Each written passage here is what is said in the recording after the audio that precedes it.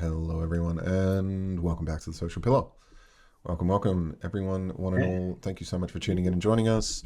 Once again, we are back with a continuation of the wonderful crafts, cultures, and communities around tabletop role playing. My name is Jared, also known as the GM Chef. But before we do dive into it, I'd like to acknowledge the traditional custodians of the land we are streaming to you from. I am streaming to you from Ku-ring-gai land, and we would like to acknowledge the traditional custodians of this land. Thank you. Ian, thank you for joining me as always. How are you? Good to see you, man. Good to see everyone out there as well. This is Ian from Roleplay Experience, bringing people together through role-playing games one table at a time and connecting the world one table at a time through that way. Good to see you all. I'm really looking forward to tonight, and it's good to see you both here and everyone in chat. Good to see you, Jared. Thanks for leading this one tonight. No, absolute pleasure. Thea, how are you? I am pulling faces. Hello. Oh, great. Always a pleasure to be here. I am Thea, also known as OMGM, dilettante dabbler, and all things gamery, which is a word I have made up as of now. I like to run a couple of tabletop games. I like to invite the world to watch. Usually some of the community come along. It's a lot of fun. As always, it is a pleasure to be here. Speaking of community, what a wonderful bunch of humans to spend a Thursday night with. Wonderful to see you both. Gives me a little dopamine kick to see you. And speaking of dopamine kicks, what are we doing here? We're breaking conformity. We're shaking things up. We're refreshing and rejuvenating campaigns with revolution. Viva sorry. Revolution. I got carried away. We're shaking things up. Not tonight. Too inspiring. Too inspiring. Yeah, we're refreshing and revolutionizing. Wow, that's a statement.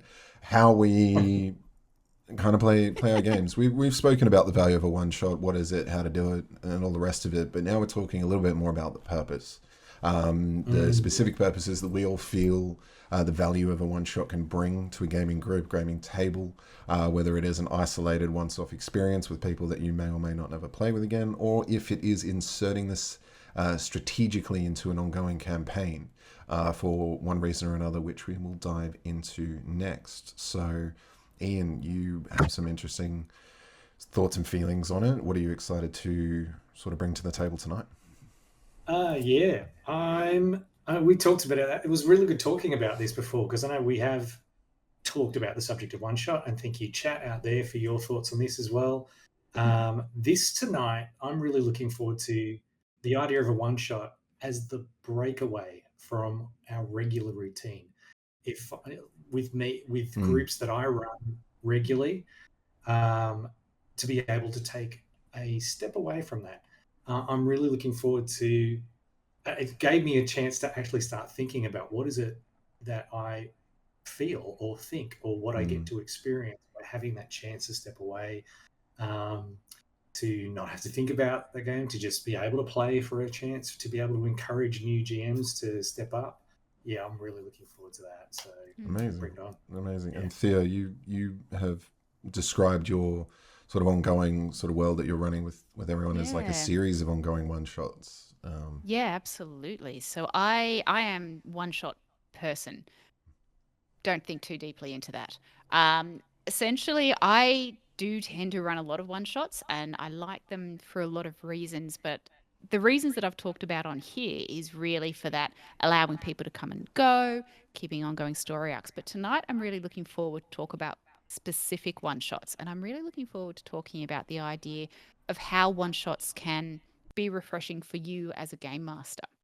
Because I think, and everyone here knows, that there is a lot of work that goes into even overarching story arcs with a series of one-shots, let alone the campaigns and the in-depth worlds that you guys build and run. So that's what I'm really looking forward to exploring this evening. Wonderful. Yeah, we do have some interesting perspectives that we're bringing tonight, but I guess I'll dive into my perspective first and foremost, if that's okay. Not like we planned this. Please do. Do we have a plan? Nah, never. Don't pull back the curtain. Don't show them the production team that are sitting behind and the managers that are telling us what to do. Look at the guy behind the curtain. Can I get my coffee? Where's my latte? Come on. Oh, jeez. That would be amazing. One day. I do find that I do love running one shots. You know, we're all part of Collecticon, and we love organizing conventions. And there is the value of a one shot being a way to sort of try the game as a player, sort of to just run for a different group of people, try something on. If you're running a high fantasy, high magic game, maybe trying something different, a sci-fi, maybe a horror sort of specific system, maybe. So it's a chance to sort of distance yourself from what you know. Nothing wrong with that.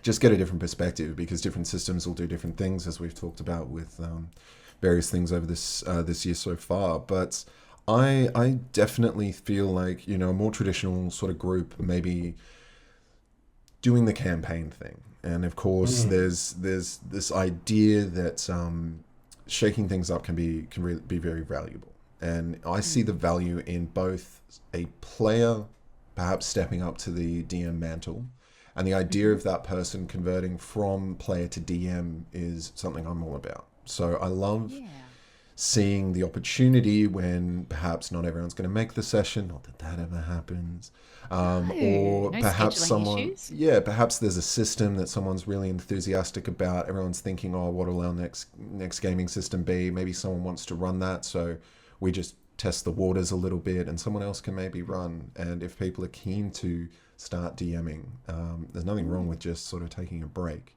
and inserting that in your regular scheduled campaigns. Scheduled adventuring and potential trauma. Yeah. I know the games you run. Yeah, so if you guys ever had that happen, you're running a campaign, sort of thought, you know what, I see a DM inside this person. I see a games master waiting to emerge from their shell. Because I certainly have, and I've found that a lot of people have gone on to, you know, run their own campaigns or their own groups of people, and that just warms me up. So, Ian, have you ever had that happen in your experience? Yeah, very much. It was really good kind of looking back at this to see when have I brought in a one shot or forever GM. So hands up first. I'm actually a forever GM. That's the thing. I've been running campaigns a long time. It's funny because actually I didn't really run games for conventions until pretty much when we met about 4 years ago. Really? And I didn't do one shots. Wow. No, I faked it till I made it. That's it. So it's funny because because I had been starting to run some for the library, so that sort of started me to get into that, bring it into a single one shot to introduce people, that kind of thing. Yeah. But that was particularly as an introduction for people who've never played before, and that's not what this is about today.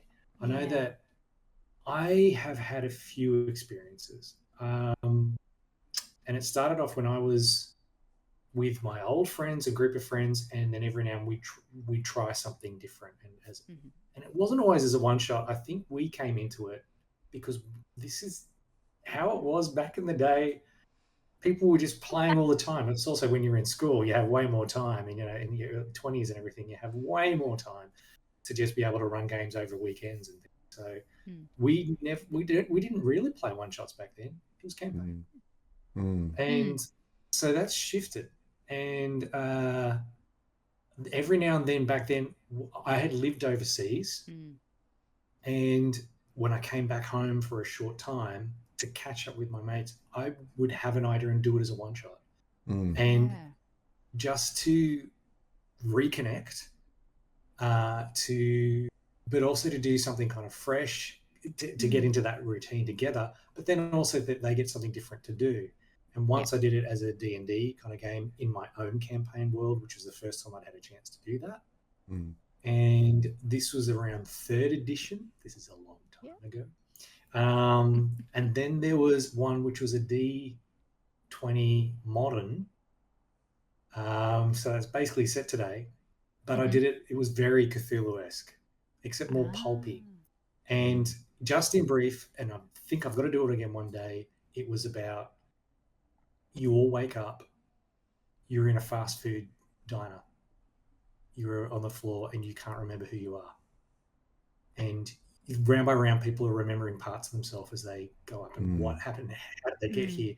and that there's this dead person who's over there, and there's weird things going on, and everyone's kind of like going about their business but in a trance. But anyway, long story short, great because it was so different. And I never really had thought about it then because we kept doing campaigns. So cutting today and having had a particular couple of my main group at the moment, having a chance to step back as I had introduced them to D&D over the last 6 years now.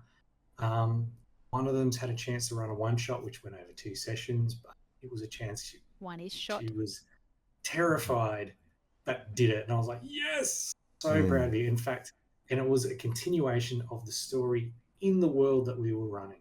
What I loved about that was it meant that, and I was deliberate to say, do what you want. Whatever comes in here, we'll make canon. It just becomes part of the world that we are. And that's really good encouragement for, I believe, I hope, for creativity, for ownership of your voice, and for just trying things out. Don't worry, there's no sense of fail because it just gets a chance to kind of develop it. I had one other story as well, if we had time. This is it. I don't know if there's any time you want to jump in with any kind of questions about it, please. I do want to jump in just with a comment from chat. Hada, one of our regular community members, has mentioned that one-shots are really great. It's this idea of one and done, let's build silly. So it's a little bit freeing from, people who perhaps, even for players who perhaps feel that they need to build to suit and support the party, fill gaps, that sort of thing, or, they want to meet a particular kind of character. And also a nice way for when you do to make system changes just a little bit less intimidating. It's one and done. If this all goes messy, if everybody dies, that's okay. I'm not going to lose this connection to a character whose story hasn't been fully told yet.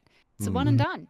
I'm going to build Muffin Face, who is a tabaxi barbarian with low dex and low strength. This kind of he's a puffball, just rolls around, sometimes does damage, but is really just adorable. But that kind of thing, I think. And I agree. I think it's very freeing. And I think that's a big part of why we wanted to talk about this tonight is the power of a one-shot to free you from a variety of things, I think. Yeah, you can try on different personas, different things as well.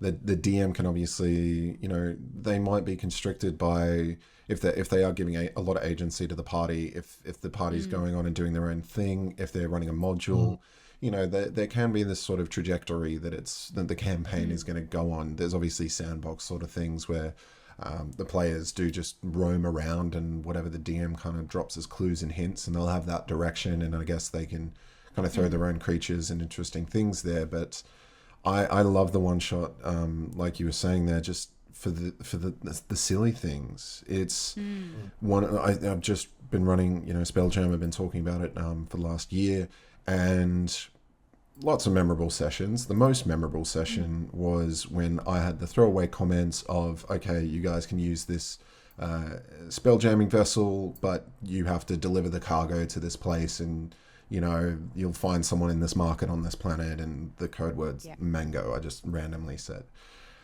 or something such. And so I hope you wrote it down. Well, I remembered because they ended up at the planet, etc., and they were like, okay, well, we need to offload this cargo.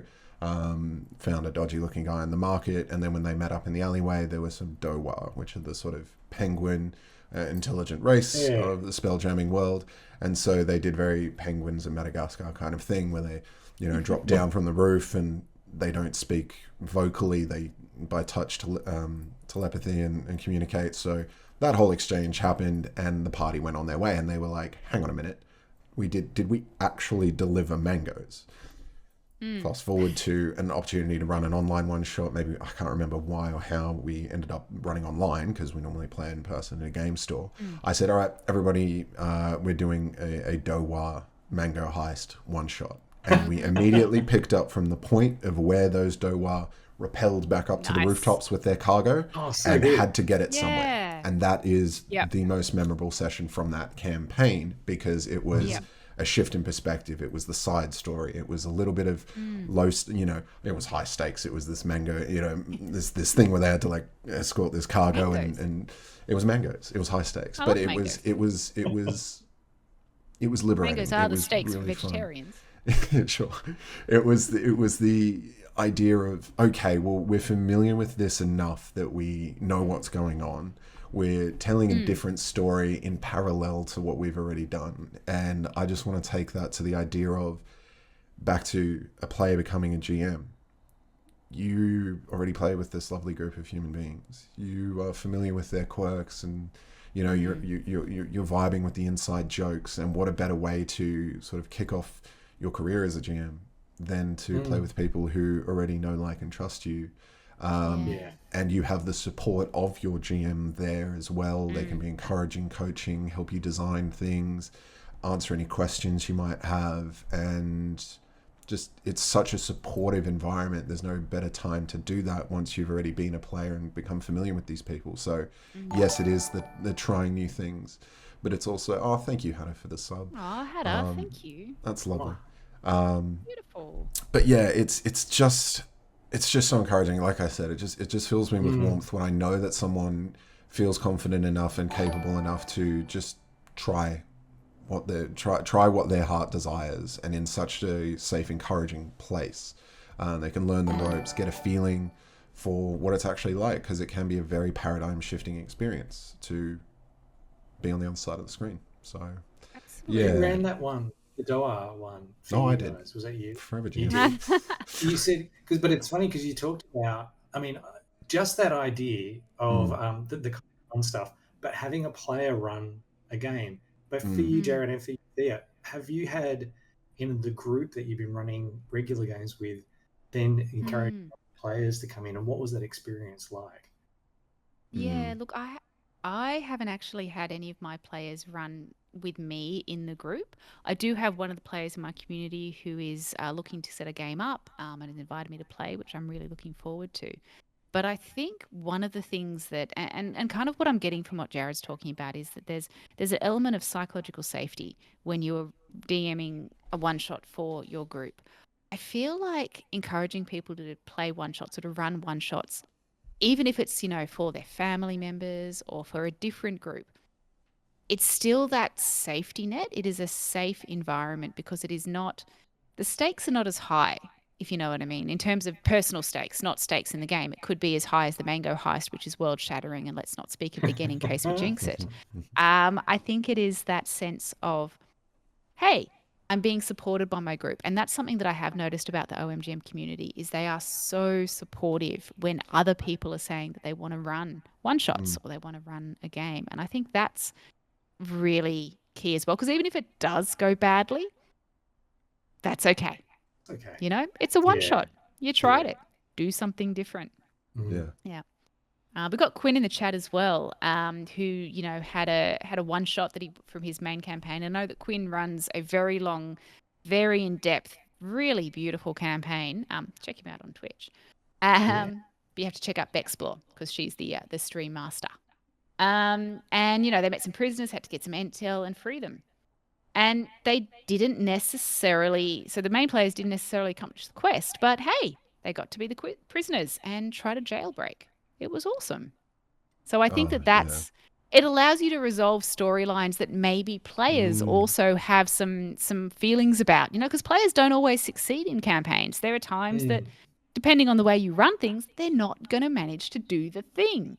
And that could be really challenging for players, depending on how caught up in the story they are. So having a one shot to resolve the story, which is kind of what you said about your Mango heist, there's a loose end. I really want to resolve it. Hell, let's play the people at the loose end. I love that. I love that too. That's that sense of like you. What's the word for it? Cutscene, or something that's actually happening at the same time, but with different characters. And if the players are loving that world, if you're loving that world together as well, but you want to kind of explore other aspects, that's so great because it just world builds as well. It adds so much more to it.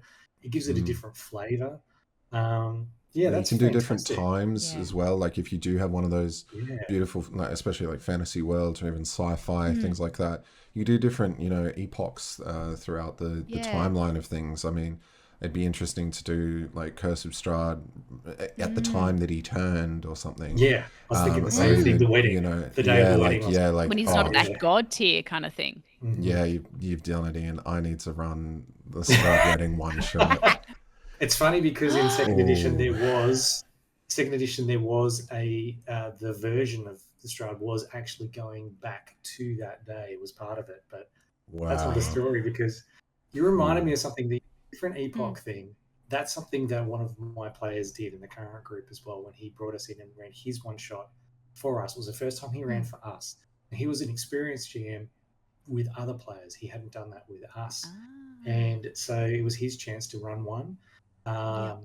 And he was a kind of an epic, bit Warhammer fantasy, grim kind of paladins fighting against devils and that kind of thing, and that war. And he had us all at 20th level, I think. But it was something that he'd run his game with his other group for years at this era, and he wanted to run with us the characters who had become gods, basically, but when they did it. And it was this story at that point as a one shot. And he said, guys, you can do anything you want. There's some ideas of where it can go, but basically it's up to you. And we went for it. And it was a chance to also, for me, to step back. And he asked for some support because he was so nervous about running it for the guys and not doing it wrong. And I was like, just have fun, just do it the way, and make it up as you go. And it was fun to be able to play a wizard at 20th level and use very powerful magic. That's another thing that's fun about one shots is you can play 20 level characters, and I think we've done that as well. We've had a couple, although it may have turned into a semi short run game that we may have run for 7 hours. Well, wasn't that even, was that part 2? Wasn't it? Yeah, I think it was we haven't. Yeah, that was part 2. That was the 7 part 1 hour and part 2. Yeah, this is only going to take a few hours with 20th level characters and an amazing story that Ian had put together. However, we do digress. Yeah, I have had a. Sorry, that was a wonderful one shot. Now, was that the whole thing of playing? Very different characters, very powerful characters with different abilities and all that, which you don't get to do normally. Yeah, that's a lot of fun. Yeah, there's definitely been an opportunity where I have encouraged a player to step up, and funnily enough, that's what they also did. Was they were like, "Hey, let's do like something insane," and they were super into like Pacific Rim at the time and like kaijus and stuff. So they were like, "Let's do that." So it was a level 16 or something insane. It was really fun creating a character for that because, again, like everyone had been playing together for a little while now. We created really nice party synergy. We got to kind of gel and make everything work together. I think I played a College of Swords bard and could just really do some cool controlling and then, swashbuckling style stuff. And it was really bonkers because, again, credit to the GM. They definitely bit off more than they could chew because they hadn't had that. They didn't have that gauge yet. They you can do that. Flex that muscle. But again, you can do that and you just see where it goes.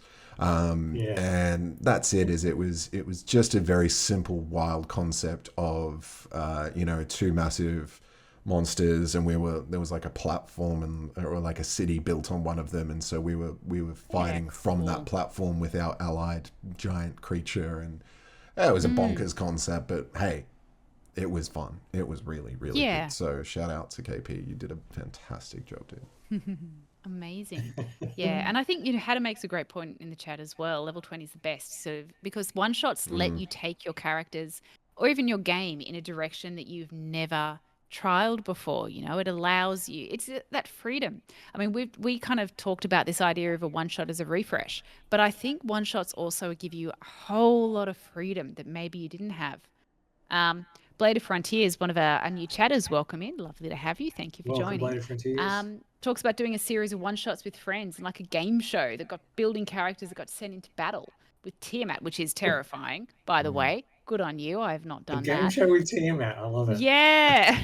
Is it like what was that that one where you got? Which head is it? Oh my gosh! No, it's an Australian game show, and you are the weakest link. Is it like that? And if you are the weakest link, Tiamat bites your head off. I love that concept, Blade. It's amazing. But yeah, this is what one shots allow you to do. They do free you from some of those constraints. On that note, You were Yeah. going to say, oh no, go for it if you had something you I were was going going to throw to you. Funny you did. Well, actually, I am going to bring it back to our one shot we did last year, part 2, because there was something in it I remember we talked about, and this is specifically about doing a one shot to try characters, abilities, rules that you don't get to play with and really get into it. I'd be keen to hear your thoughts on any abilities that you got to try that you don't normally do. Yeah. The one that I remember I threw to you guys was to say, because you're 20th level, you will have wish or various powerful magics. And I remember we talked about, guys, I want you to go for it. I have just very want to specific say rules, but about them. we should I just try want to because say, said, is it? Yeah. we should return to those characters. Quinn says exactly what you're saying, Ian. They're a platform for experimentation. So I don't know. Are we ever going to return to these characters? I don't know if we want to spoil some of the cool stuff. I think I will. I think because you mentioned in briefly, I mean, you both actually everyone who was involved loved it. I'm very happy to hear. But the main thing was you wanted to go back to that. What was it? The palace. Yeah. And you wanted to investigate it further. Yeah. So it's either you can do it with the same characters. I was thinking, are we coming up with this as we're talking, or it could be completely new characters to try and stealth in as a heist or something like that. So we could do a heist. We could As try you to guys rescue are our other discussing- character. Our other characters can get petrified, and we have to rescue them. Yes, this is what happens when sure. you allow GMs to riff. No, but we've actually just made an incredibly valid point as well. The fact that because a one shot isn't necessarily all up to the game master. Yes, of course, game master can come up with the concept and do that sort of thing. Yeah. As I did with Mango Heist, everyone was like, "Oh, that sounds dope as heck. Let's do that." And they all had to play. I think I just made everyone thief, thief Dowar, and just was like, "Okay, here's like a basic character sheet. Everyone run that." Yeah. Collaborative setup in terms of everyone has stakes in what actually happens, and because it isn't going to be this long-term commitment, sure, the GM may or may not have some surprises up their sleeves, but I think it is more of a, let's all tell this story together style approach, because there isn't this long arcing thing. Game masters will have I personally feel incredible pride when my players come through a narrative arc that I've kind of engineered and thought would be fun for them, and they've enjoyed the surprises along the way, as is the classic style. But just hearing you guys start kind of going, oh, but what if, and coming from GM and player, isn't that just a beautiful thing? Just had that sort of fall in our laps as well. I love that. Yeah. Blade of Frontiers says that it's like a giant playground, and I think that's such an apt description of it. It really goes into that play, and that's something I kind of want to talk about a bit more in depth. But before we jump to that, was there more that you wanted to cover, Ian? Well, I'm not going to talk any more about that 20th level. We'll talk about that later. We were so like, I think because those little wishes, those things we had were. We put a lot of thought into, and here is the thing. This is what happens when a one shot starts to turn into a campaign. And I know that's not what we're talking about, and we won't spend too much time. But we've just a mini series. We've been talking about, how one shots are freeing and allow you to experiment. And out of that can come attachment. Like I've still got some character, like I love that character, but it was a class I'd never played before. I'm going to have to bring that character back up. That was an artificer, wasn't it? It was an artificer, which I loved. Yeah, it was very and cool. I had played an artificer in an experimental game where we were play testing some new mechanics around some homebrew stuff that was going out on DM's Guild, I think. I don't know. I just remember I had to get up at 4 a.m. to help play test this stuff, and I 100% was happy to do that, and it was such fun.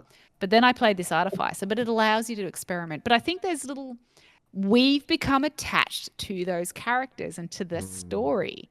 And so this is something that can happen when one shots stop being one shots. Which is cool. Which is absolutely great. Fun. Yeah. But that's funny I love when it happens. I love the idea of one shots that are designed to be one shots, and there is actually a mechanic inbuilt that they are going to be one shots. But before I dive into and go into depth and pontificating about that, were there any other points you wanted to talk about, Ian?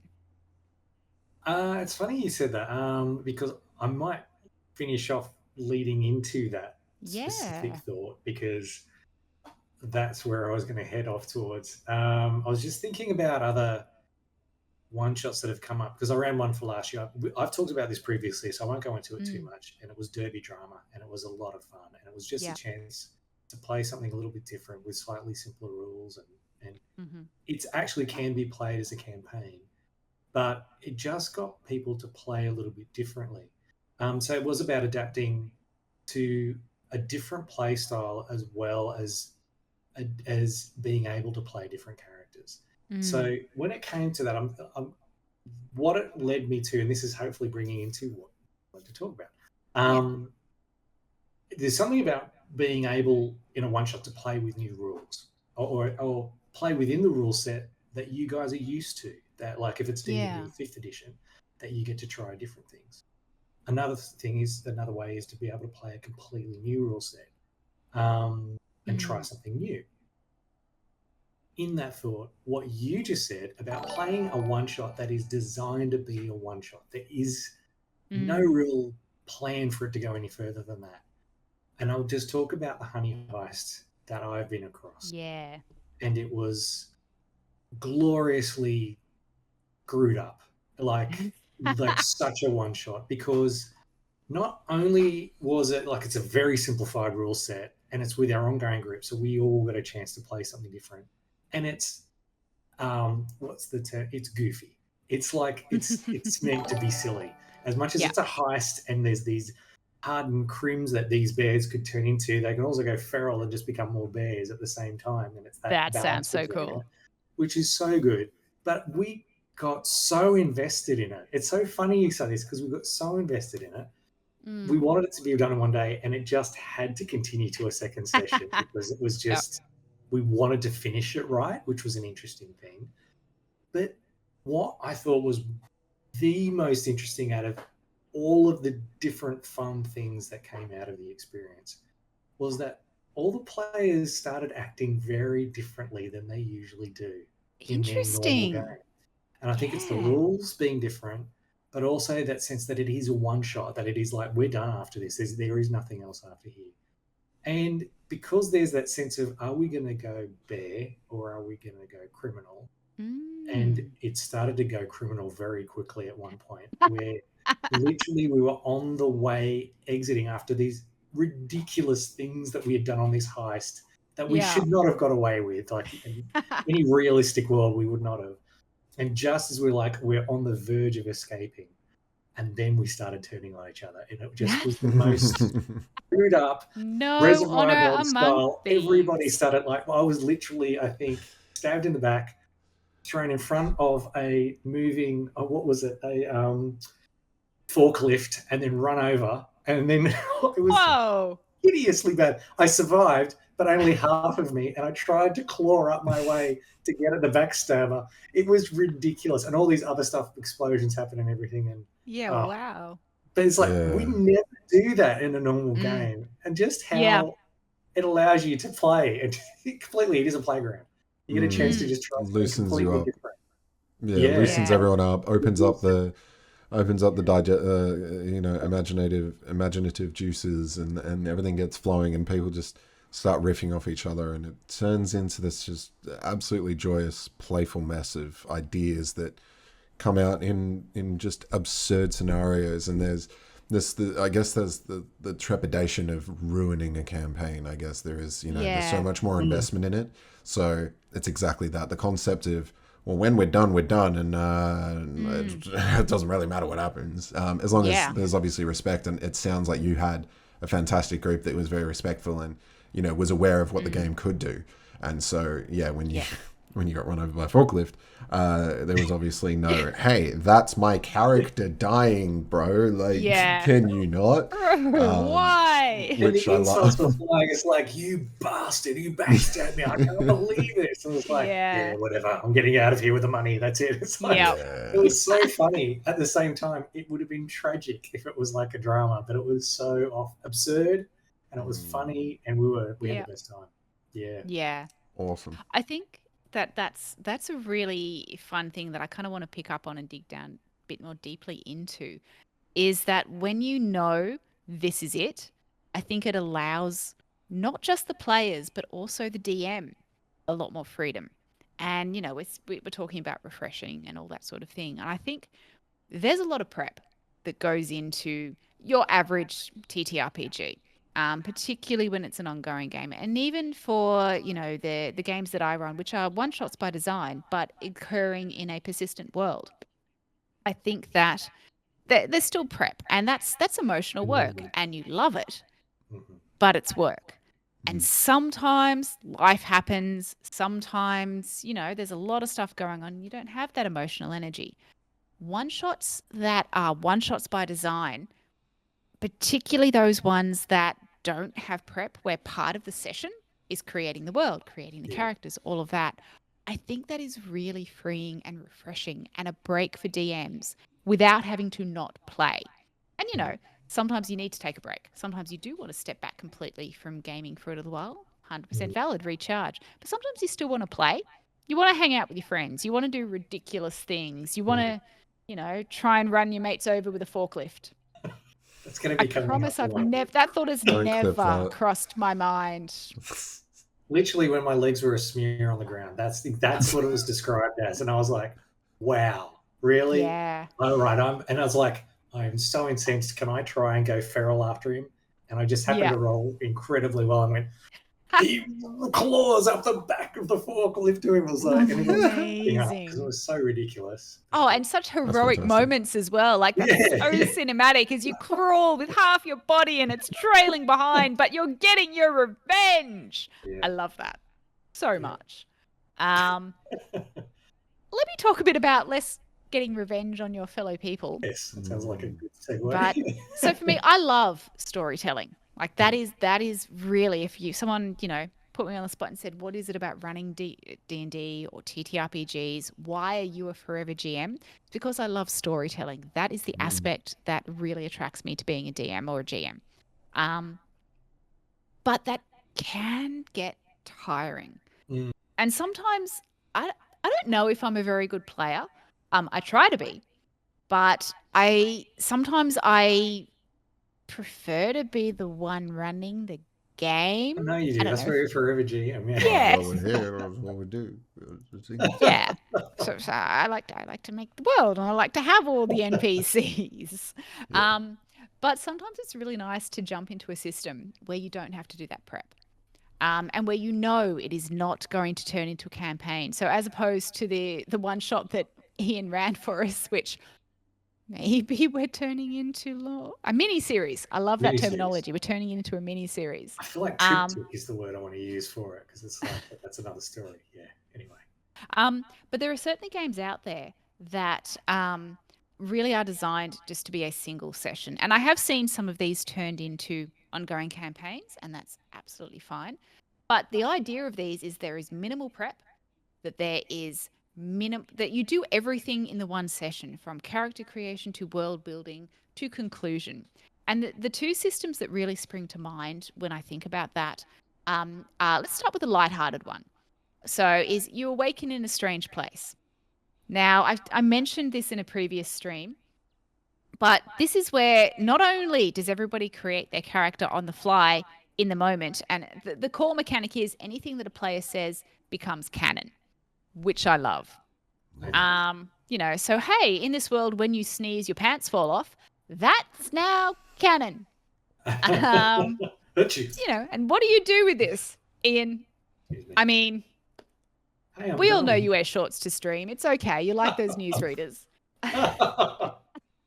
But yeah, so you're creating it. So there's no prep work. And as someone who loves telling a story, but sometimes gets exhausted to create the world and to create the background, and it feels like that, I need to do this. I owe it to my players. I owe it to, the expectations. That's awesome. We're walking in, we're going to roll some dice, we're going to say some things, and then we're going to create from there. So I think that is amazing with that minimal prep. And then I guess I want to talk about games. The other example I wanted to talk about is far less chaotic and lighthearted than You Awaken in a Strange Place, is a game called 10 Candles. And this is a game that is described as tragic horror. So not survival horror, like, level 1 D&D is survival horror. What do you mean I can get killed by a goblin? But 10 Candles is, and they push it. We can put the links in the chat and we'll pop them in the Discord as well. Yeah. But it describes itself as a zero prep tabletop storytelling game. And it's a one-shot 2 to 4 hour sessions of tragic horror. And from the outset, you will not survive. Your character will not survive. Sorry. I don't know how the marketing and resale appeal of a game where you yourself as a player will not survive. That's a movie. I'm not sure. Jared, is there some issues we need to explore? I know we talked about Revolution, but let's move on. But what I love is it has an inbuilt timer. And, to protect against that sense of that we've talked about, we've suddenly become attached to our 20th level characters. And, Ian, how many Tim Tams is it going to take you to run another session? Tim Tams are gold. But I mean, this game, you can't. You will not survive this game. And the storytelling aspect is the tragedy, and how it's not about winning. It's not about meeting the monsters. It's about what happens in the dark and trying to survive, and what happens to you to try and survive. Blade, we will 100%. In fact, let me just post that link now. While you're doing that, actually, that reminds me of something. You said there's something refreshing. I know exactly what you were talking about when it comes to the amount of planning you do as a GM.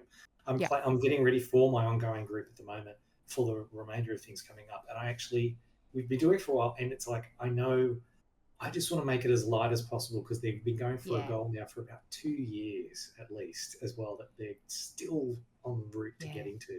And that's a long time, and I want them to get there. And so I'm trying to find ways to facilitate it. I've got a map that I've actually drawn up right last night. I was up till 1. Loving it, but just going, like you said, you want to do it justice, and it does take an emotional toll as much as it can be enjoyable. So when you have something that's set up so it can be just created on the fly, and it needs everyone to be part of it, it's amazing. And I've got to look up this one that I did with my old school group about 10 years ago now. We did this game, and I have to find out what it's called, where you are all primordial entities creating a world. And it goes through the different epochs of the world being created and what happens. Sounds cool. And it's like, first of all, how do the continents arrive? And literally it's just like this person gets to roll and what kind of terrain is this and what's this? And then what kind of seeded creatures start appearing? And then what events happen in that epoch? And then it shifts to the next epoch and it becomes, it was so fun. We did it in one day, and it was the only time we got a chance to play it. I don't know. I need to find out what it is because I can't remember the name. It was amazing. That chance to really, just a completely different way of playing, because it's not like role playing characters in a story in that sense. It's a very different kind of way, but it was so much fun. And anyway, it was a bit of a one shot from that kind of Well, that goes back to what we were talking about before, isn't it? Is that one shots give you this freedom to experiment. And I know we started tonight's stream, and when we were planning, we talked about the refreshing power of one shots. But I think it's almost, to me, is we're now talking about the one shots give a lot of freedom, and not just freedom to players, but freedom to DMs, freedom to everybody. Because of that, it's like that. It's not a lack of consequences. It's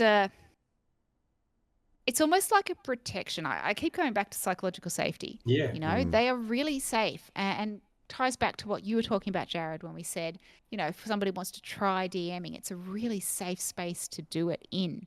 If you want to try a new character that you don't really know the mechanics of, like with my the library that I run in-person games with. Yes, I know I run in-person games. Please don't fall over with shock. But I know, right? But with we played a one shot. All the DMs played a one shot, and we were 20 level characters. And I played a paladin. I've never played a paladin. And it was okay that I didn't know how paladins worked. You know, I forgot I had lay on hands for quite a long time.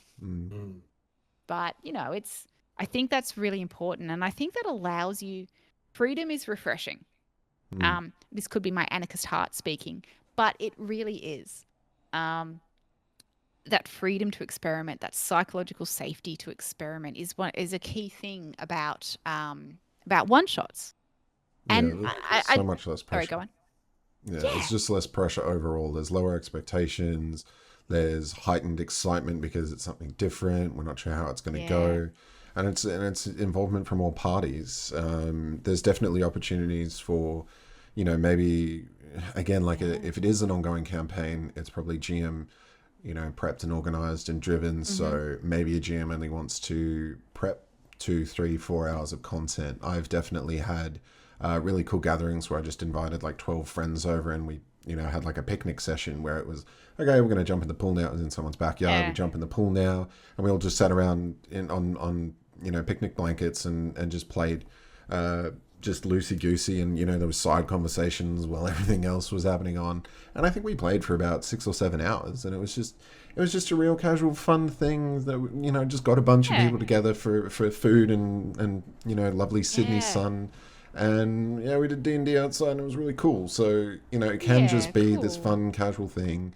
It's a good excuse to get people together. I always advocate for like board games to be the in-between if people can't all make, you know, obviously default to a one-shot. If everybody still wants to play TTRPGs, cool.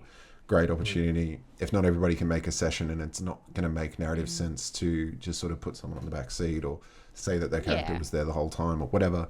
They were insubstantial briefly, but now they're back. You know, if there's just no way that it's going to be narratively manipulated, I do advocate like the board game break. But at the same time, you know, that gives you a whole break from the hobby as well as an opportunity to just, you know, do something a little bit more social. Whereas, you know, TTRPGs, people are switched on for a good amount of time. But but to be honest, I hate board games. Oh, really? Yeah, and I don't know if that is childhood trauma or something coming out, but I mean, to be fair, Hero Quest is the exception to that. I love that, and that is a board game.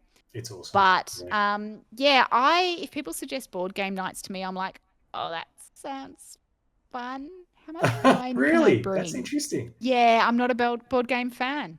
Let's see if I can convert you there. Yeah, no, I'm just maybe. Like, have you not found the right board game yet?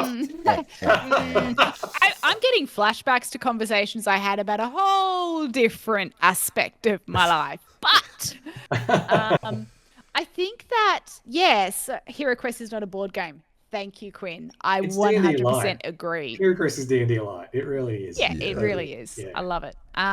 So cool. I had a thought, and it is completely gone out of my head. While you're thinking of it. Yeah, please. Well, I'm trying to capture that. As that's coming back, I was thinking about what you were saying, Jared, about board games as a refresher.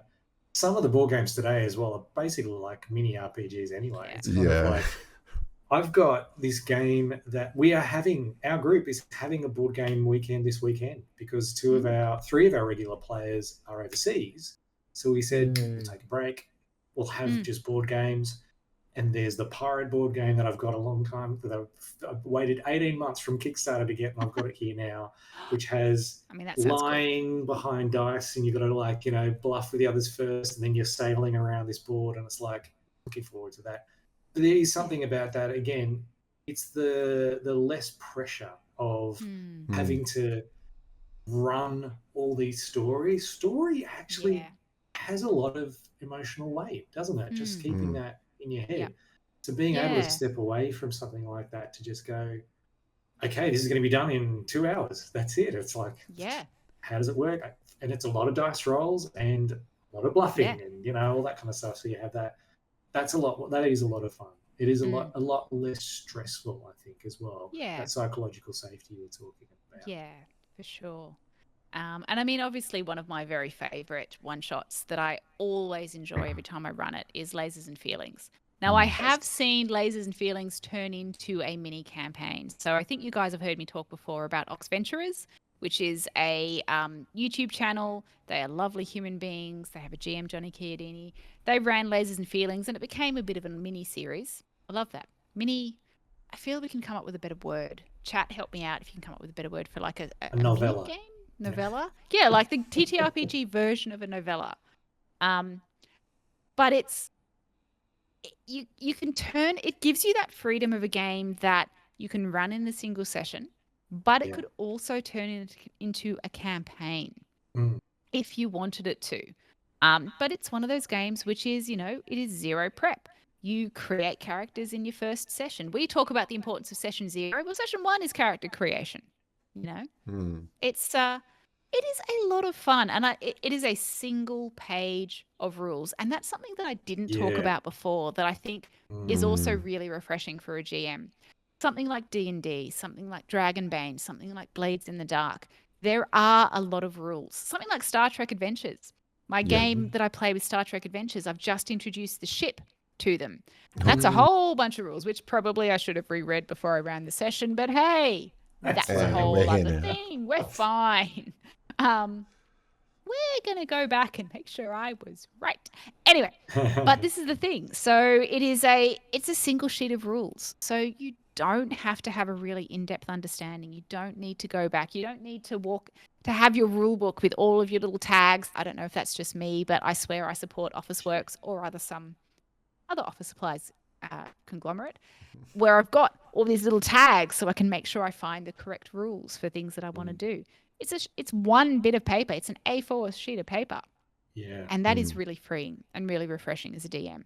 And I guess the other thing is sometimes your players are figuring it out as well. Yeah. Which I am very much looking forward to an experiment we are planning on running. We sure are. Which we're going to come back to shortly. However, time once more is escaping us. Most wonderful TSPers, Pillarites. I'm going to make it a thing. Pillarites will become a thing. As well. Yes. I think so. Do we want to wrap up with final thoughts on one-shots? I think that's a good idea. Jared, what do you think? What are your final thoughts on the refresh of that? Yeah.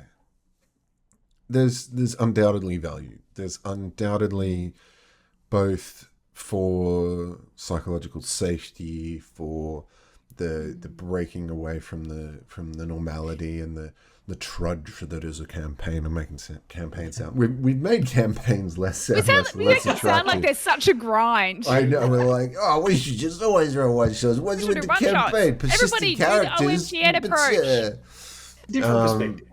Yeah, it's the idea. It's this liberating thing. It's the idea that we don't have to do the same thing session to session. We, players can try different characters, because I've definitely had campaigns where people, we're maybe 2 months, 3 months, 8 months into a campaign, and people are still loving their characters. But after maybe a year, they might be like, I kind of, it'd be kind of cool if my character met a beautiful and spectacular death, because I really want to play this new subclass that just came out in Tasha's Hideous. It's just like, there's especially with a published widespread system like D&D, they are releasing content every so often. There's going to be new modules all the time. There's books that comes out a couple times a year. So when you are playing something like that, with the amount of content that's released, there are opportunities to constantly change into something new. And and like I've been harping on for the past 5 months this year, I am trying to run as many systems as possible. And that's only going to be so possible with short campaigns or limited series novella style things, where you might want to do a couple of sessions. Dragonbane is something I really want to sink into, so that's why I have started an online sort of West Marches game, because I just want to run it when and how I can with the people who I really want to run games for. So, there's that. But again, I'm just so keen for us to play things like Lasers and Feelings, to try different mechanics, play with each other in just different dynamic ways, rather than, we've done like things like our AI game and Ian spectacularly, which was awesome when we had to return to. Yeah, and Ian spectacularly prepped for 20th level. That was amazing. That we have for return to. So loved that. Okay, it'll have to happen. All right, I'll bring it up. Quick, someone nudge. clip that so he can't go back on it. He convinced me. Nudge. It's up the recording. And then Clip it. and then all the way back to my original thought, which is, DMs learning through the bite-sized format of all they have to do is prep a couple hours. If they want to, they can have help from an existing GM that they have in their group already. Just this is again my call to arms. Please try GMing. It's so much fun. You might really enjoy it. Please, one of us. Second one of us. It can happen. Ian, any final thoughts from you? Yeah. Well, thank you. Actually, Jared, thank you for saying what you said. It's so much about that freedom. That's freedom that comes from this. And for you theorists, we're saying the same thing. The whole thing about coming back to freedom, there's a certain sense of release, a certain sense of refresh. Refresh was the term we came into, but hearing that sense of freedom that comes from this, just the not being beholden to things anymore, to be able to step away and to just try something new and look at things from a different perspective has been freeing, definitely for me, and I believe actually for a lot of people. It sounds like you get a chance to look at things and go, well, hey, this could be a campaign, so I'm very keen to look at that. I really love as well, I'm so keen to look at Lasers and Feelings, and we're not going to beat around the bush. We're having a break next week, guys. We'll be here, but it won't be the usual game. It won't be the usual. Sorry, usual game. It won't be your usual. It will be a game. It will be a game. It won't be the usual programming. We're going to be trying Lasers and Feelings, and Thea is going to run it for us. Whoa. I'm gonna run a game. Have I run a game on stream for the Social Pillar before? Nope. I don't think you I have. have. Nope. Yeah. No, yeah. Yeah. Awesome. It'll be going to be great. I'm looking forward I just to want it. to ask on that too. The way you've talked about, particularly Star Trek Adventures and Lasers and Feelings, it was until I actually saw the art. I went, hang on a minute. Is this a bit like Star Trek, Lasers and Feelings? Is it meant to be? So I think in terms of a sci-fi setting is probably the main parallel that we're looking at here. Okay. Is that it is happening on sci-fi. On sci-fi? On sci-fi. That's the thing now. On the sci-fi It's on a channel spaceship. Tonight. It is in that sort of more modern, there's technology, there's science, there's, looking at the character types, you've got alien androids. Cool. But I also love, can I just read this out? Because it just occurred to me, this is a very strange mix. Alien, android, dangerous, heroic, hotshot, intrepid, or savvy. So you have two what I would consider types of creatures. And then the rest is whether you're dangerous, heroic, it's attributes. But that's all of the styles of your characters. And then it's humanocentric everywhere else. It is, it's humanocentric. But these are the Voyagers, Jace.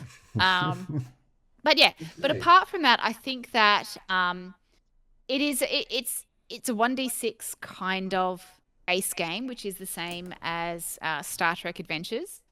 But, Star Trek Adventures is a D20, D6 game. Lasers and Feelings is purely a D6 based system.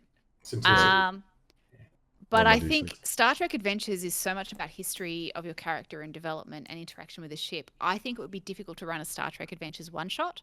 Whereas Lasers and Feelings, it's, you basically come into the game where the captain of your ship has been overcome and you have to deal with the situation. So it's already setting that up. So in terms of prep, cool. I intend to do 0 prep. Maybe I'll come up with a map, which I will send through to the most wonderful producer, Jared, to at least show us what our ship looks like. But honestly, I'm not going to do any prep. I want to see how this evolves. I want this to be a lot of fun for all of us. Okay. We do have an ad break coming up in 30 seconds. But I'm looking forward to it. So we're good. So it is a break. So we talked about refresh. This is going to be a refresh for us. I know it sometimes doesn't look like it, but we actually do plan. Kind of. It's a loose plan that we come up. We're going to walk in fresh. Every second scheduled to the T. What are you talking about? So look, our production crew are there going, come on, we've got the flashing red lights. Even this, scripted. Thank you guys for joining us this week. We'll be there again next week for our cozy. And are we going to dive into a show? Are we going to raid. You would like to know if we're going to raid. You know what would be amazing? If you guys could kind of like talk about stuff and like push maybe socials for about 20 seconds. I'm going to be looking over here. Okay. And we're going to find someone to raid. Why, Ian, did you know that we had a YouTube channel? I believe that's where you can find our entire backlog of content so far. It's this great YouTube channel. I'm going to find the link, and if you're here watching this after the fact, you're probably watching it there. I've been missing out. I know, you've been missing out. I've been missing out. No, I'm not going to lie. I probably, Where is that link? Can you send it through now? But wait, there's more. But also, we have a Facebook page. If you want to stay tuned for all the exciting up-and-coming episodes of what we're doing and be informed and decide that you already want to watch the episode anyway before you find out what we're talking about, that's the place to do it. It's great. You can find all the links to that down below in the thing, I think. But here's the YouTube. That's the thing. Yeah. We also have a Discord. If you would like to continue this conversation, that's a great place to do it as well. We welcome one and all. We just want to talk to everyone. We just want to hear what the community has to say.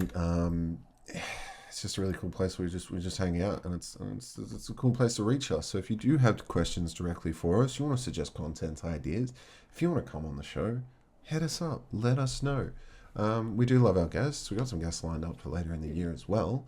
And we do. Yeah. Hey, when are we back off our break? When are we back? That's a great question. I know, 2 weeks from today, which will be the 30th of May. We'll be back here, and I believe we'll be talking about a wrap-up of the one-shot and how it went. And it's the discussion of how do one-shots go? We've just talked about how refreshing and freeing they can be. Well, we're going to look at that. We're going to see also what mania transpired, what we take from that for our future games. So that'll be in 2 weeks' time. I love that.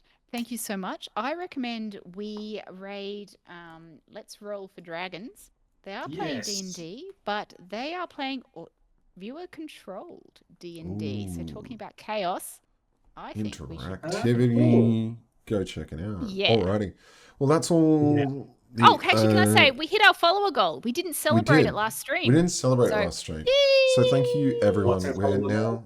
We were reaching for 100 followers. If you guys are checking out the doobly-doo down below there, we've hit our 100 followers. So thank you deeply, deeply, deeply to everyone who has been with us for this past, let's say, year and a half now.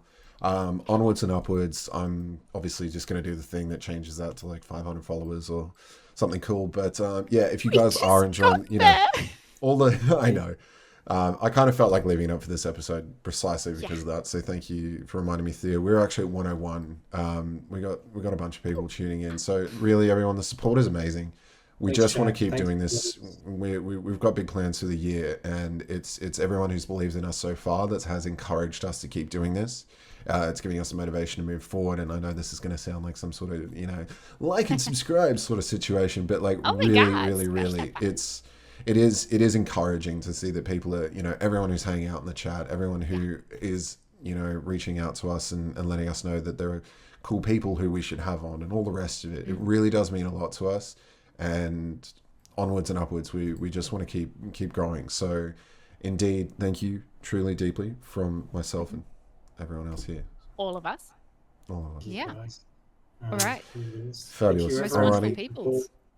That's what helps this conversation. You said it as well. It's like, this has been amazing, guys. Thank you, everyone out there. They're talking about role-playing games and how they change lives, change the world, connect people. It's exactly why we're holding these conversations. We need more of these conversations. We want to hear from you. So get your friends, sign in, tell us your thoughts. Thank you for joining us. Love you all. Take care. And we'll see you all next week. See you all next time. One-shot madness. Yeah, one-shot madness. Let's go cause chaos with Let's Roll for Dragons. Very well. Thanks, everyone. Bye, everyone. See you guys. Ciao.